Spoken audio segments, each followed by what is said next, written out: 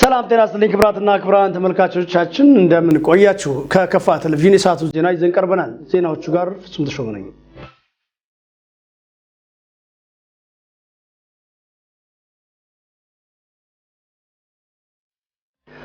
የኢፌዴሪ ጠቅላይ ሚኒስትርና የጦር ኃይሎች ጠቅላይ አዛዥ ዶክተር አብይ አህመድ የኢትዮጵያ አየር ኃይል የተመሰረተበትን 88ኛ ዓመት ክብረ በዓል አስመልክቶ መልእክት አስተላለፉ ጠቅላይ ሚኒስትሩ የኢትዮጵያ አየር ኃይል ለመጀመሪያ ጊዜ ያሰለጠናቸውን እጩ መኮንኖች የአውሮፕላን ጥገና ሙያተኞችና ፓይለቶችንም መርቀዋል በዚህ ጊዜም የኢትዮጵያ አየር ኃይል የተመሰረተበትን 88ኛ ዓመት በዓል በቢሾፍቱ ሀረር ሜዳ ግቢ አክብረናል ያሉት ጠቅላይ ሚኒስትሩ መሰረተ ልማትና ዘመናዊ ትጥቆችን ለማሟላት ራስን በቴክኖሎጂ ለመቻል ብቁና በቂ ሰው ኃይል ለማፍራት የተደረገው ጥረት ሪፎርማችን ውጤታማ መሆኑን አሳይቷል ብለዋል በበዓሉ ላይ በኢትዮጵያና በተባበሩት አረብ ኤሚሬቶች አየር ኃይሎች በጋራ የቀረበው ወታደራዊ አየር ላይ ትርኢት በትብብር ከሰራን የምንደርስበትን ደረጃ ያሳየ ነው ብለዋል ጠቅላይ ሚኒስትሩ በሁሉም ዘርፍ ኢትዮጵያን ወደ ብልጽግና መምራታችንን እንቀጥላለን ሲሉ አስተያየታቸውን ሰጥተዋል የኢትዮጵያ አየር ኃይልና የተባበሩት አረብ ኤሚሬትስ አየር ኃይል አባላት በጋራ ሆነው ጥቁር አንበሳ የተሰኘ የአየር ላይ ወታደራዊ ትርኢት በዓሉን ተከትሎ አቅርበዋል ዘገባው የአዲስ ዋልታ ነው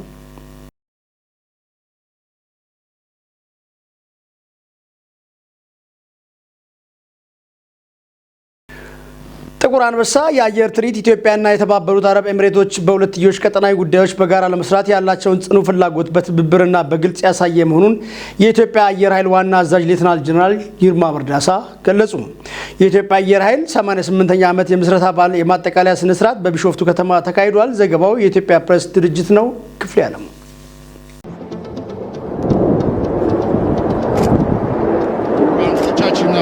ተመልከቱ ሱ 27 ተዋጊ ጄት አውሮፕላን ፊትለፊታችን ላይ ያለፈ ይገኛል በስነ ስርዓቱ ላይ የተባበሩት አረብ ኤሚሬትሶች አየር ኃይል አባላት ከኢትዮጵያ አየር ኃይል ጋር በመሆን የጥቁር አንበሳ የአየር ትርኢት አሳይተዋል የኢትዮጵያ አየር ኃይል ዋና አዛዥ ሌተናል ጀነራል ይልማ መርዳሳ የአየር ትርኢቱን አስመልክተው ለመገናኛ ብዙሃን መግለጫ ሰጥተዋል በመግለጫቸው ኢትዮጵያና የተባበሩት አረብ ኤሚሬቶች በፖለቲካውም በውትድርናው መስክ መልካም ግንኙነት ያላቸው ወዳጅ ሀገራት መሆናቸውን አንስተዋል የጋራ አቅምን አስተባብሮ በመጠቀምና ልምድ በመለዋወጥ ረገድ ውጤታማ ስራዎች እየተሰሩ መሆኑን ጠቅሰው በሁለቱ ሀገራት አየር ኃይሎች ስኬታማ የአየር ትርኢት ማሳየት መቻሉ የትብብር ስራው ማሳያ ነው ብለዋል በስኬት የተከናወነውን የጥቁር አንበሳ የአየር ትርኢት በማስፋት በዓለም ከታወቁ የአየር ትርኢቶች ተርታ ለማሰለፍ እንደሚሰራም ተናግረዋል ለዚህም በርካታ ሀገራት ፍላጎት ያላቸው መሆኑን በመጥቀስ ሰሞኑን በተካሄደው የአፍሪካ አየር ኃይል አዛዦች ፎረም ላይ ለዚህ አጋዥ የሆኑ ስምምነቶች መደረጋቸውንም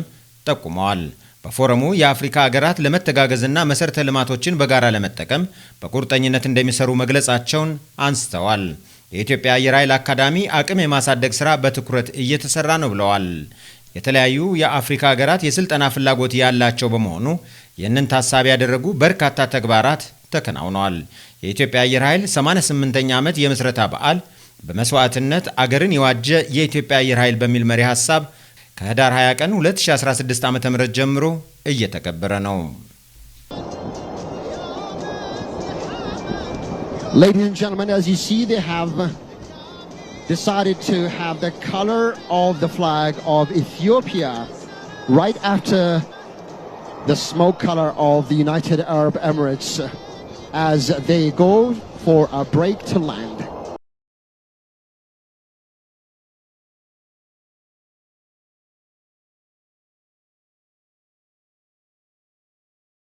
በከፋ ዞን ገዋታ ወረዳ ሜዳቦ ቀበሌ የ2016 ዓመተ ምህረት የበጋ መስኖ ስንዴ ማስጀመሪያ መርሃ ግብር ተካሄደ በ2016 ለበጋ መስኖ ስንዴ ልዩ ትኩረት መስጠቱና በ2016 ዓመተ ምህረት ከ7000 ሄክታር በላይ ማሳ በበጋ መስኖ ለማልማት ታቅዶ ከ50% በላይ እስካሁን መፈጸሙን የክልሉ ግብርና ቢሮም ጠቁሟል የባልደረባችን አዳሙ ሸቱን ዘገባ ማርሸት ሴፉ ያቀርባል በማስጀመሪያው መርሃ ግብሩ ላይ ተገኝተው እንኳን ደህና መጣችሁ ንግግር ያደረጉት የወረዳው ምክትል አስተዳዳሪ አቶ ታዬ ታከለ ወረዳው በዋናነት በግብርና በቡናና በእርባታ ስራዎች የሚታወቅ መሆኑን አንስተው ይህንን በተግባር ያረጋገጠ ስለመሆኑ ገልጿል በገዋታ ወረዳ ለ2016 ዓ.ም የበጋ መስኖ ስራ 300 ሄክታር መሬት ለማልማት ታቅዶ በቁርጠኝነት እየተሰራ ስለመሆኑም አብራርቷል የከፋ ዞን የመንግስት ዋና ተጠሪ አቶ አጥናፉ ኃይሌ በበኩላቸው ኢትዮጵያ የብዙ ሀብቶችና ጸጋዎች ባለቤት ሆና ሳለ በስንዴ ልመና ለዘመናት መቆየታቸው መሄዳችን ትክክል አይደለም ብሏል። ይህንን ታሪክ ለመቀየርና ከስንዴ ልመና ለመውጣት እንዲሁም በምግብ ሰብል ራሳችንን በመቻል አገራዊ አሻራ ለማኖር ጠንክረን እየሰራን በመሆኑ ለዚህ ስራ ስኬት ሁሉም የራሱን ርብርብ ማድረግ እንዳለበት አሳስቧል።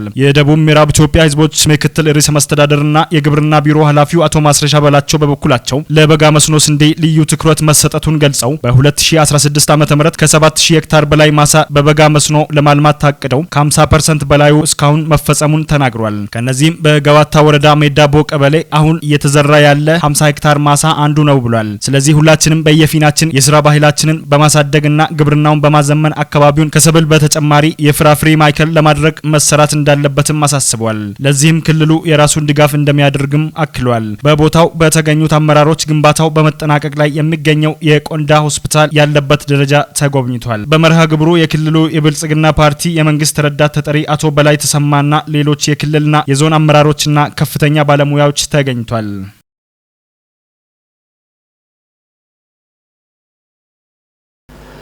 በከፋ ዞን ያሉ ወረዳዎችና ከተማ አስተዳደር አመራር ግምገማና ማጥራት መድረክ እየተካሄደ ይገኛል። አካባቢያዊና ወቅታዊ ጉዳዮች ላይ ያተኮረ የመካከለኛና አመራሮች ግምገማ መድረክ እየተካሄደ ነው። በአመራሮቹ ዘንድ ያሳሰብ የአመለካከትና የተግባር አንድነት ከመፍጠር ባሻገር የሰው ኃይል ገምግሞ ማብቃትና መልሶ ማደራጀት ላይ ያተኮረ መሆኑም ተመላክቷል። አመራሩን በመገምገም በማጥራትና መልሶ በማደራጀት የብልጽግና ፓርቲ እሳቤዎችና ተግባራትን ለማሳካት አመራሩ ዝግጁ ለማድረግ እንደሆነም ተገልጿል። የአመራር ማጥራት መድረክ ከክልል ጀምሮ በየደረጃ የተገመገመ የመጣ መድረክና የክልላዊ ወቅታዊ ሁኔታዎች ላይ ያተኮረ መድረክ እንደሆነም ተመላክቷል።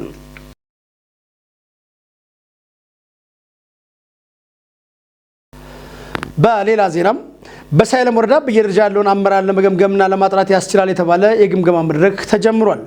ግምገማው ወረዳዊና ወቅታዊ ጉዳዮች ላይ ያተኮረ እንደሆነ የገለጹት የከፋ ዞን ውሃ ማዕድንና ኢነርጂ መምሪያ ኃላፊ አቶ አማኑኤል አሰፋ በወረዳው ያሉ ነባራዊ ሁኔታዎች ላይ የጋራ መግባባት ለመፍጠር የአመራሩን ቁመና መለየትና ማብቃትን መሰረት ያደረገ ስለመሆኑም ተናግረዋል። በአመራሮቹ ዘንድ ያሳሰብ የአመለካከትና የተግባር አንድነት በመፍጠር የህዝቡን የመልካም አስተዳደርና የመልማት ጥያቄዎችን በተገቢው እንዲመለሱና አመራሩን በመገምገምና በማጥራት መልሶ በማደራጀት የብልጽግና ፓርቲ እሳቤዎችና ተግባራትን በህብረተሰቡ ዘንድ እንዲሰርጽ ለማድረግ መድረኩ መዘጋጀቱን ተናግረዋል። ዘገባው የወረዳው የመንግስት ጉዳዮች ኮሚኒኬሽን ጽህፈት ቤት ነው።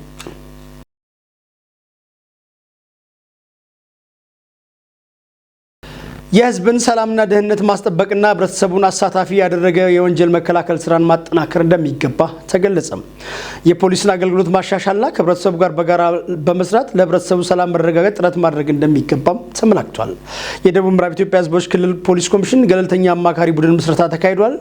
ተጨማሪ ያለን በሀገር ደረጃ ፖሊስ በዘመናዊ መንገድ ስራ ከጀመረ 80 ዓመታት ተቆጥረዋል። በእነዚህ ዓመታት ታዲያ የሀገርን ሰላም ከማስጠበቅ ባሻገር ለህብረተሰቡ አገልግሎት በመስጠቱም ረገድ ጉልህ ሚና ሲጫወትም ቆይቷል። የደቡብ ምዕራብ ኢትዮጵያ ህዝቦች ክልል ፖሊስ ኮሚሽን ኮሚሽነር ሰብስቤ ሻውኖ እንደተናገሩት ዛሬ የምንመሰረተው ክልል አቀፍ ገለልተኛ የወንጀል መከላከል አማካሪ ምክር ቤት ወንጀልን በተደራጀና በተቀናጀ መንገድ ለመከላከል ትልቅ አቅም አለው ብለዋል። በክልሉ ገለልተኛ አማካሪ ምክር ቤት መመስረት ያስፈለገበትና ዋና ምክንያት ወንጀል የመከላከሉ ስራ ሁለንተናዊ የዜጎች ተሳትፎ ስለሚያስፈልግ ነው። አንዱ የዜጎች ተሳትፎ የሚረጋገጥበት በመሆኑ ነው ብለዋል። ፖሊስ የህዝቡ እንደሆነና ህዝብ የፖሊስ እንደሆነ የሚያስቀምጠው ነገር አለ። ይሄንን በተጨባጭ ለማረጋገጥ የሚያመች ፖሊሳዊ ስራው ያለ ማህበረሰቡ እገዛ የትም መድረስ የማይችል መሆኑን በማመን ማህበረሰቡን አካላት በማሳተፍ ውጤታማ የሆነ ወንጀል መከላከል ስራ ለመስራት እንዲያመች ነው። ገለልተኛ አማካሪ ምክር ቤት ከፖሊስና ከማህበረሰቡ የተውጣጡ አባላት ያሉት ሲሆን እያንዳንዱ እንቅስቃሴ ላይ ያለውን ነገር እየለየ ምክር ሀሳብ እየሰጠና የራሱን ኃላፊነት በማህበረሰቡ ውስጥ እየተወጣ የሚቀጥል እንደሆነም ኮሚሽነር ሰብስቤ ገልጸዋል። የክልሉ ሰላምና ጸጥታ አስተዳደር ቢሮ ኃላፊ አቶ አንድነት አሸናፊ ሰላም ለሁሉም ወሳኝ መሆኑን ገልጸው ገለልተኛና አማካሪ ምክር ቤት በየአካባቢ የሚፈጠሩ ግጭቶች መንስኤን በማጥናት የመፍትሄ አቅጣጫዎችን በማስቀመጥ አንጻራዊ ሰላም እንዲመጣ ተኪ የሌለው ሚና እንደሚጫወትም አስገንዝበዋል። የመድረኩ ተሳታፊዎች በበኩላቸው ክልሉን ከወንጀል ነፃ ለማድረግ በተሰጣቸው ኃላፊነት መሰረት ከፖሊስ ጋር ተቀናይተው ለመስራት ቁርጠኛ መሆናቸውንም አንስተዋል። በክልላችን በዞናችን በወረዳና በቀበሌ እንዲሁም ማህበረሰብ ውስጥ ትልቅ የሰላም ስራ የምንሰራበት መሳሪያ ነው ብዬ ነው ማምነው። ምክንያቱም የአማካሪ ቡድኑ አወቃቀር ከታች ከማህበረሰብ ውስጥ ጀምሮ ተደራጅቶ ያው በዛሬው ዕለት በክልል ደረጃ አማካሪ ቡድኑን የምናዋቅርበት ደረጃ ላይ ደርሰናል። እንግዲህ እንደሚታወቀው የተለያዩ ወንጀሎች ግጭትን ብንል፣ የሰው ሕይወት ማጥፋትም ብንል፣ የንብረት ዘረፋም ብንል፣ ሌብነትም ብንል የሚፈጸመው የት ነው? ማህበረሰብ ውስጥ ነው። እዛ ማህበረሰብ አካባቢ ያለው እንቅስቃሴ ማህበረሰቡ እርስ በእርስ ከተሳሰረ ከተደጋገፈ ወንጀል ለማስወገድ ቁርጠኛ ከሆነ በእውነቱ የማይወገድበት ምንም ምክንያት የለም። እንግዲህ የህብረተሰብ ወንጀል መከላከል ፓትሮል ወይም ቅኝት ከጎጥም ጀምሮ ወይም ከሰፈር ጀምሮ ህብረተሰቡ በሚያውቀው ደረጃ በደንብ በተደራጀና ህብረተሰቡ ትስስር እንዲፈጥር ከተደረገ ያንን መከላከል እንደሚችልና አካባቢውን ነቅቶ እንዲጠብቅ ማድረግ እንደሚቻል በግልጽ የተረዳንበትና በአጠቃላይ የስብሰባው ተሳታፊዎችም የተረዱበት ነው የሚል እምነት ነው ያለኝ። በተለይም ባህላዊ ግጭት አፈታት ስርዓት በተጠናከረ መልኩ ተግባር ላይ እንዲውል የሁሉም ባለድርሻዎች ጥረት እንደሚያስፈልግም አስተያየት ሰጪዎቹ ተናግረዋል። እነዚህ ባህላዊ የግጭት አፈታት ዘዴዎች ባህላዊ የሀገር ሽማግሌዎች የሚያከናውኗቸው ግጭት መፍታትና ወንጀል መከላከል ዘዴዎች ከዘመናዊ አሰራር ጋር ተዛምደው እነዚህን ግጭቶች፣ ችግሮች፣ ወንጀሎች ሊቀርፉ የሚችሉበት ሁኔታ ተጠናክሮ መቀጠል አለበት። ታዊ የአባቶቻችንን እሴት ነውና ይሄን በደንብ እያየ ከጊዜው ጋር ሊሄድ በሚችል መልክ አመቻችተን አጠናክረን መቀጠል ግድ ነው። ያን ካደረግን ማህበረሰብ ውስጥ የሚፈጠሩትን ግጭቶችን ለማስወገድ በጣም ይጠቅመናል። ትልቅ መሳሪያ ነው ብዬ ነው ማስበውና አጠናክረን እንቀጥላለን። በመድረኩ የገለልተኛ አማካሪ ምክር ቤት አመራሮች ምርጫ የተካሄደ ሲሆን ኮሚሽነር ሰብስቤ ሻውኑ የምክር ቤቱ ሰብሳቢ እንዲሁም አቶ ብርሃኑ ኃይሌ ምክትል ሰብሳቢ አድርጎ በመምረጥና ቃለ መሐላ በመፈጸም የዕለቱ ምስረታ ተጠናቋል። የደቡብ ምዕራብ ኢትዮጵያ ሕዝቦች ክልል የመስኖ ልማት ኤጀንሲ ከክልሉ ግብርና ቢሮና ከኢፌዴሪ ውሃና ቴክኖሎጂ ኢንስቲትዩት ጋር በመተባበር ላለፉት 5 ተከታታይ ቀናት ሲሰጥ የነበረው በውሃ መሳቢያ ፓምፕ አጠቃቀምና ጥገና ላይ በቦንጋ ትምህርት ኮሌጅ ስልጠና ሲሰጥ ቆይቷል። ስልጠናው በዛሬው ዕለትም መጠናቀቁ ታውቋል። ከክልሉ 6ቱም ዞኖች የተውጣጡ የውሃ መሐንዲሶችና ባለሙያዎች የተሳተፉበት ስልጠናው በአነስተኛ የውሃ ፓምፕ መሳቢያ አጠቃቀምና ጥገና የሚታየውን የክህሎት ችግር በመቅረፍ የመስኖ ልማትና ምርታማነትን ለመጨመር ዓላማ ያደረገ እንደሆነም በስልጠናው ማጠቃለያ ላይ ተገልጿል። በስልጠናው የተገኘውን እውቀት ችግር ፈቺ በሆነ መልኩ ተግባራዊ ማድረግ እንደሚገባ የገለጹት የክልሉ መስኖ ልማት ኤጀንሲ ዋና ዳይሬክተር ኢንጂነር አሸናፊ ሽብሬ ሰልጣኞች ወደ መጡበት ሲመለሱ ሌሎችን በማሰልጠን አርሶ አደሮችን ተጠቃሚ ማድረግ እንደሚጠበቅባቸው ተናግረዋል። በጽንሰ ሀሳብና በተግባር የተሰጠው ስልጠና በክልሉ በዝናብ ጥገኛ የሆነውን የእርሻ ስራ በመስኖ ልማት ለማሳለጥ የተደረገ ላለው ጥረት የጎላ ሚና እንዳለው የገለጹት የክልሉ ግብርና ቢሮ ምክትል ኃላፊና የእርሻ ዘርፍ ኃላፊ አቶ አሸናፊ ክንፈ በጥቃቅን ብልሽት የቆሙ የውሃ ፓምፖችን በመጠገም ወደ ስራ ለማስገባት በትኩረት መስራት እንደሚገባም ጠቁመዋል። ባገኙት የተግባር ስልጠና በቂ እውቀት እንዳገኙ የተናገሩ ሰልጣኞቹ ወደ መጡበት ሲመለሱ በቀሰሙት እውቀት ወደ ተግባር ፈጥነው እንደሚገቡም አስረድተዋል። ዘገባው የክልሉ ኮሚኒኬሽን ቢሮ ነው።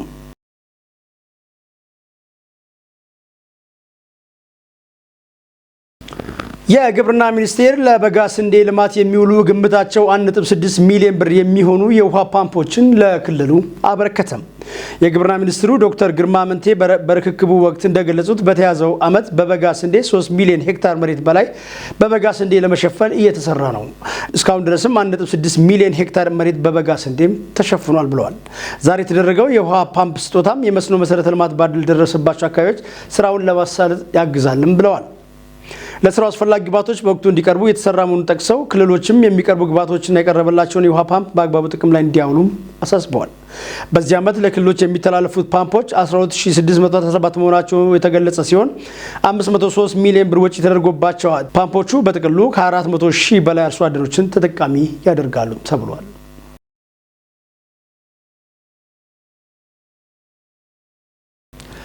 እስራኤል በስህተት የራሷን ዜጎች መግደሏን ገለጸች። የአልአይንን ዘገባ ክፍሌ ዓለሙ አጠናክሮታል። Those 3 hostages were shot and killed by Israeli soldiers during an operation in northern Gaza. ለፍልስጤም ነጻነት እንደሚዋጋ የሚገልጸው ሐማስ ከ70 ቀናት በፊት በእስራኤል ላይ ያልተጠበቀ ጥቃት ማድረሱን ተከትሎ አካባቢው የጦርነት ቀውስ ውስጥ ገብቷል። ይህን ተከትሎም እስራኤል የጀመረችው የአጸፋ እርምጃ አሁንም የቀጠለ ሲሆን እስካሁንም 19000 ፍልስጤማውያን ተገድለዋል። በሐማስ የታገቱ እስራኤላውያንን ለማስለቀቅ በሚል እግረኛ ወታደሮቿን ወደ ጋዛ የላከችው እስራኤል በስህተት 3 ዜጎቿን እንደገደለች ቢቢሲ ዘግቧል። የእስራኤል ጦር 3ቱን እስራኤላውያን የገደለው በስህተት ጠላት መስለውት እንደሆነ አስታውቋል። በስህተት ተገደሉ የተባሉት 3ቱ እስራኤላውያን የ28፣ የ26 እና የ22 ዓመት ወጣቶች ናቸው የተባለ ሲሆን ከ70 ቀናት በፊት በሐማስ ታግተው እንደተወሰዱ ተገልጿል። ይህንን ተከትሎም በርካታ ሀገራትና እስራኤላውያን የሀገሪቱን ጦር ድርጊት የተቹ ሲሆን የታገቱ ዜጎች በድርድር እንዲለቀቁ ግፊት በማድረግ ላይ ናቸው። የእስራኤል ጦር አስከሬን ሳይሆን ዜጎቻችንን ከነህይወታቸው ያምጣልን ሲሉ በርካታ ዜጎች በማህበራዊ ትስስር ገጾች ላይ በስፋት እየጻፉ ናቸው ተብሏል። ለእስራኤል የቀጥታ የጦር መሳሪያ ድጋፍ በማድረግ ላይ ያለችው አሜሪካ አሁን ላይ በጋዛ የተኩስ አቁም እንዲደረግ ጠይቃለች። ፕሬዝዳንት ባይደን ከሰሞኑ ባደረጉት ንግግር እስራኤል ያላት ዓለም አቀፍ ድጋፍ እየቀነሰ ነው፣ የተኩስ አቁም እንዲደረግ ለጠቅላይ ሚኒስትር ኔታንያሁም ነግሬዋለሁ ብለዋል። የተባበሩት መንግስታት ድርጅትን ጨምሮ በርካታ የዓለማችን ሀገራት እስራኤል የተኩስ አቁም እንድታውጅ ግፊት በማድረግ ላይ ሲሆኑ ጠቅላይ ሚኒስትር ቤንያሚን ኔታንያሁ በጦር ወንጀል እንዲጠየቁ በመወትወት ላይ ናቸው። እስራኤል በበኩሏ ከ70 ቀን በፊት በሐማስ ታግተው ከተወሰዱ ዜጎች ውስጥ 70 ዜጎች እስካሁን እንዳልተለቀቁ አስታውቃለች።